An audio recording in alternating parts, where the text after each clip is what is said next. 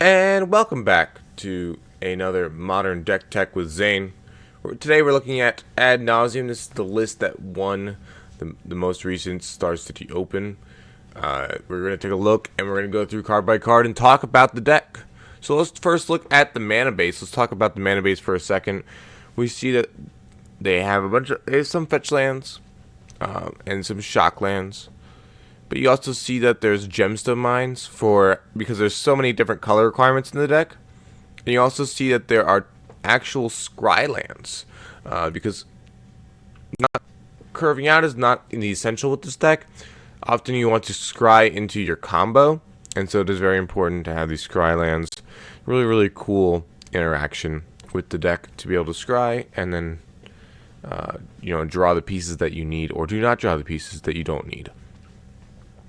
So let's go to the spells. We can start with the 0 mana spells, or the pseudo mana 0 mana spells. Pacts.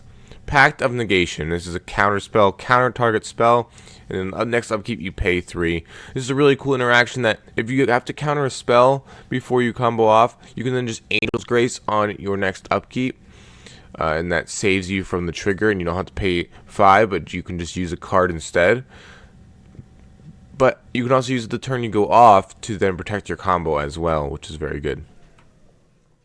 Slaughter Pact is a way to buy some time with the Pact, and you can Slaughter Pact to buy a turn, and then Angel's Grace in your upkeep, and then Ad Nauseam that turn and go off and draw your entire deck, and then play Lightning Storm and add counters to it to then deal damage to the opponent. We're just going to do a quick run through. Before we go through the rest of the cards, let's do a quick run through in case you guys do not know how the combo works with Ad Nauseam. So Ad Nauseam needs one of 2 cards to end Ad Nauseam to draw its entire deck.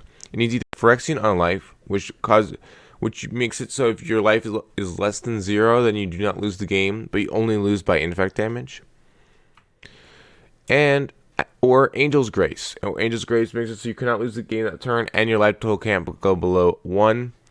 So you pair either of these with Ad Nauseam, which is loss of life, and that means that you can just go to a very large negative life total and draw your entire deck. You then, with your entire deck drawn, can play Simian Spirit Guides, and maybe a Desperate Ritual if you don't have enough guides left, and then Lightning Storm, where X is the target creature or player, or it's going to be player, where X is 3 plus the number of charge counters on it. You can discard a land and put 2 charge counters on it and choose new targets for it. So you just discard a bunch of lands that you have in your hand and make it a bunch of damage and kill the opponent. So let's go back to the spells. Slaughter Pact is going to buy you that turn. And then Lotus Bloom. Lotus Bloom is a very important card. If you can get this on turn 1, there's a high percentage you're going to win that game because you have tons of mana on turn 4 because it has to spend 3.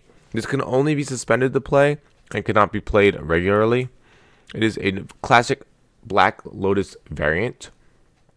It is a very easy way to turn for your opponents. Next spell we're going to look at is Angel's Grace. We talked about this briefly. You can't lose the game this turn, and your opponents can't win the game. Until end of turn, damage is reduced to 1. Your life total is reduced to 1 only. This is really cool for buying a turn. If you have this and Phyrexian Unlife, that means that it buys you a whole extra turn, because Phyrexian Unlife, you have to be at 0 to start taking infect damage. So there's some cool interactions like that. It also just helps you win the game. It helps you buy that extra turn as a pseudo fog effect. So it's really cool. It also counters a burn spell. We're going to take a look at the cantrip package. Serum Visions, Sleight of Hand, and Pure Third Depths kind of fits into that package. Serum Visions and Sleight of Hand, your classic cantrips in Modern right now.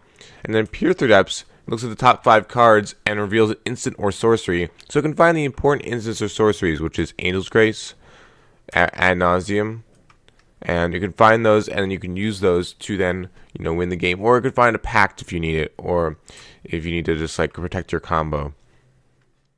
The one Desperate Ritual is very important in case you already have used your 2 Spirit Guides. Then you can still use 2 Spirit Guides, Desperate Ritual into Lightning Storm. So that's a very important interaction.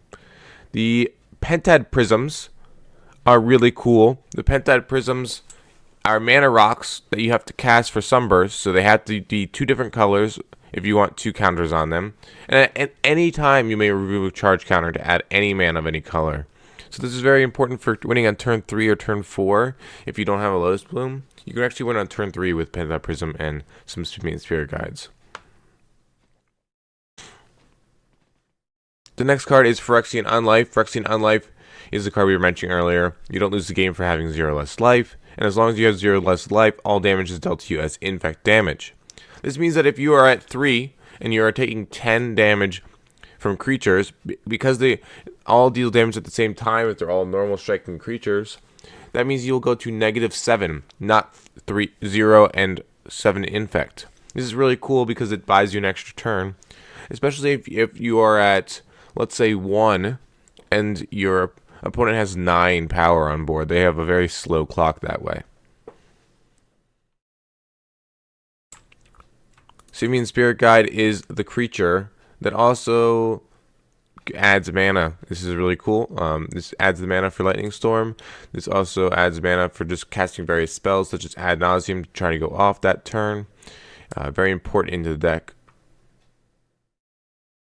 Then you have Lightning Storm, which is the actual win con. You only have 1 win con, so if you get stripped, you're kind of in trouble. But you can also bring the second win con in, the Laboratory Maniac, which is sometimes main decked in from the sideboard. Mystical Teachings is a very good card. It's a popper staple. It searches for an instant or a card with flash. In this deck, it's only going to search for an instant, but it can search for important cards such as Angel's Grace or Ad Nauseam to help go off, as they say. Ad Nauseam, the card that draws your entire deck, and you're not going to use it as a fair draw spell to actually just fairly draw like you are going to in Legacy. You're going to use this only as a combo card. There are weird situations where you will use it as a draw spell though. So let's take a look at the sideboard. We have Leyline of Sanctity. This card is very important for going against Disruption. Disruption is very prevalent in Modern. Thought Not Seer, Inquisition, Thought Seize, those sorts of things. You can break up your combo. Leyline is very good against those. Leyline also helps your burn matchup by slowing them down because their spells don't really matter. So Leyline is really important for that. Leyline is a nice card. Always classic, having an open hand and just playing it and just winning some games. A lot of this sideboard is going to be tailored to the aggressive matchups because the aggressive matchups are your worst matchup, especially Infect and Affinity because they have the Infect land and they have Infect damage. Infect is a very weak part of the deck because Phyrexian Unlife doesn't really help you against the Infect aggro decks.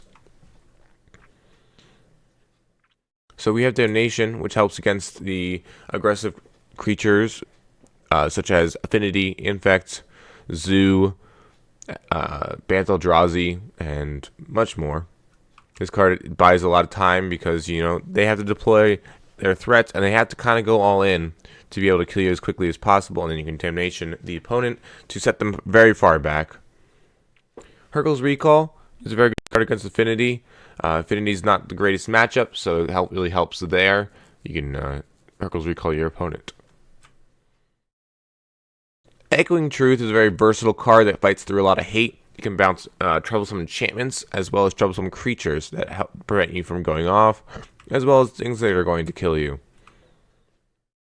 Disenchant kind of fills the same role as hitting hate cards, such as Leyline of Sanctity, if you're trying to be Lightning Storm them. So that's pretty important.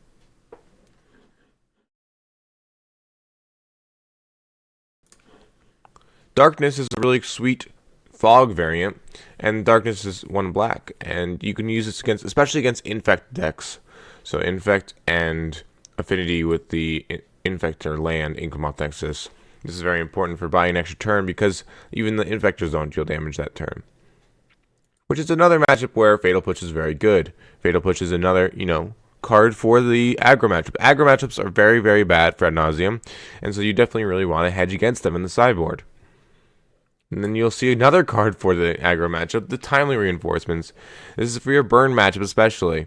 You definitely don't want to lose to burn, infect, or affinity. So there's lots of sideboard cards for that.